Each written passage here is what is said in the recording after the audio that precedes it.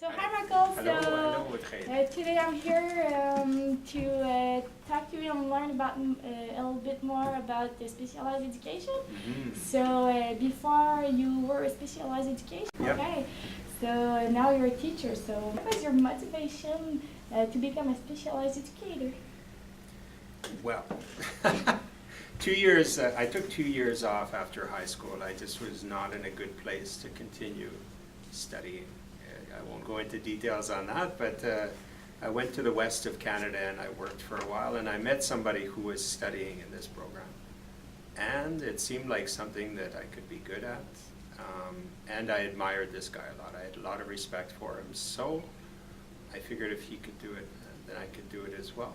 What are the different kinds of stress that you had to deal with? Well, I worked mostly with either, they weren't really juvenile delinquents, they were adolescents who had been taken from their home by the DPG, but not because they were necessarily criminals, more just problems in the family and stuff like that. But they could get extremely aggressive. They could just the wrong word or the wrong situation, and it would start to grow and grow and grow. I'm sure as you've witnessed too, it doesn't take much, and half the time you don't even know what it is. And so trying to deal with that kind of stress of not knowing exactly what person was going to be in front of you from day to day was stressful. I also worked with mentally handicapped, and I loved that.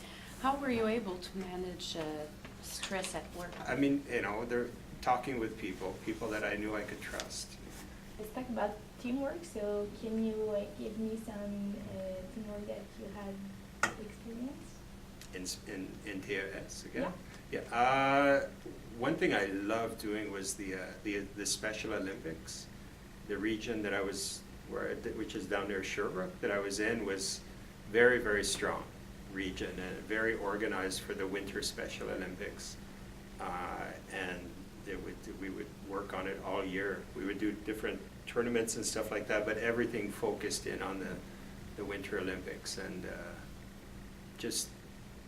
it was a lot of work, and you didn't sleep and everything like that, but the stuff you see on TV with the athletes when they don't care if they win or lose, they don't, just having a medal around their neck is just, it's so, and so it's just that kind of thing where you're working a goal together and seeing that. But I love doing it. I worked my way up through into the administration, and I like that less because it was less about being with the athletes and more about organizing the stuff. But it was very, you felt something you could feel good about, and really it didn't cost any money or anything like that, so it was fun. Where does this career can lead you?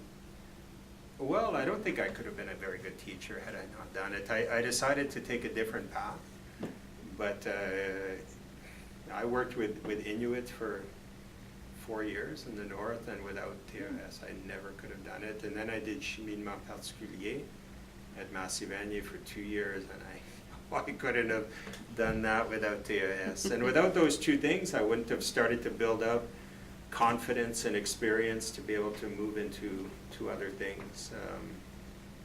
So yeah, it just I wouldn't be where I am now. And what aspects are the most important to have when you work as a specialized educator?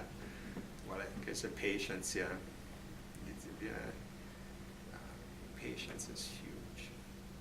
One thing I was told when I worked with mentally handicapped, because for me it was very easy, it was very natural, and so I felt like, well, maybe this is too easy, and I was like, no, it's not at all. And so I asked the person who was in charge why he thought it was I was good at it, and he said because you don't mind to take their hand when it's full of snot and stuff like that. You don't, they said, you treat them like human beings, and that's all anybody wants, is to be treated like a human being. And for me, it wasn't anything I was doing, it just was there. That's how you treat people. So that was kind of interesting, but I think that's a big quality too, is just being able to see everybody's potential. Okay, what work environment did you work in? I worked in group homes, maison d'accueil, I guess for delinquents, so they Okay. can, maybe résidence kind of thing, yeah, for, depended on the clientele, 8 or 10. And I worked in a camp as well for delinquents, a couple of years. Summer camp? Yeah. Okay. Was this field as popular as today when you started studying special educator? Was it as popular back then as it Yeah. is now? I don't know. I mean, I worked at Lennoxville as a teacher, and in that program, it was kind of funny that I 30 years later, I found myself back in the same program that I studied in. It's changed a lot, but it's harder to get people to go into it there in Lennoxville. I can't speak in general, I don't know, but they have, when I was there was an, like here, I think, an interview, a selection, and there's not anymore in Lennoxville. Did this work a good balance between the work, the personal, and the family life?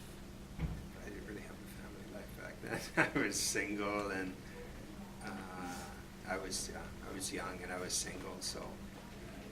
Were you able to manage the work and your personal life? Yeah, I could, yeah. I mean, I had a lot of free time. I didn't Between have 2 to. years? Yeah, well, that's it. I mean, I didn't have to worry about kids or anything like that. So I could go, and as soon as work was finished. But it's like teaching. It's not like working at, I don't know, Walmart or something, that when your day is finished, it's finished. It follows you all the time, and it's always with you, that you're thinking about your job all the time. To find more solution? Mm-hmm. Well, that's, as you said, you're working with people, and people, unless you can be touched by that, then you shouldn't be in teaching or anything to do with people. So it's one of the prices you pay for being in this field. It just, you never get away from it. So thank you, Michael. Oh, thank you. This was fun. I enjoyed this a lot. Thank you for your time. Yeah. We appreciate it.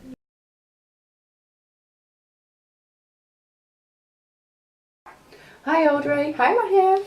So welcome to our behind the scene. For the first stage, that was the preparation and the brainstorming. At first I was scared that I might not find a partner because I didn't know anyone in my class. But when I finally found my partner for the project, I really felt relief.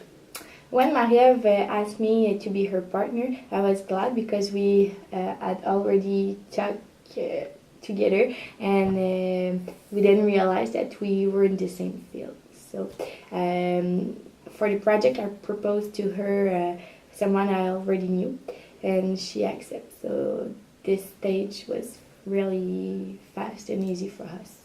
We did together the email to ask to our interview if he would accept participating to our project.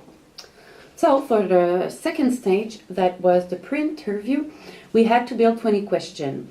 Audrey had to take in charge to finish the question because I couldn't be in class that day. For the stage 3, that was about the interview, we had a hard time to find a common availability for doing the interview because we were both really busy because the end of the session. So for the fourth stage, that was the post-interview, we had no experience in the video editing, so we got some help from somebody who already knew what to do.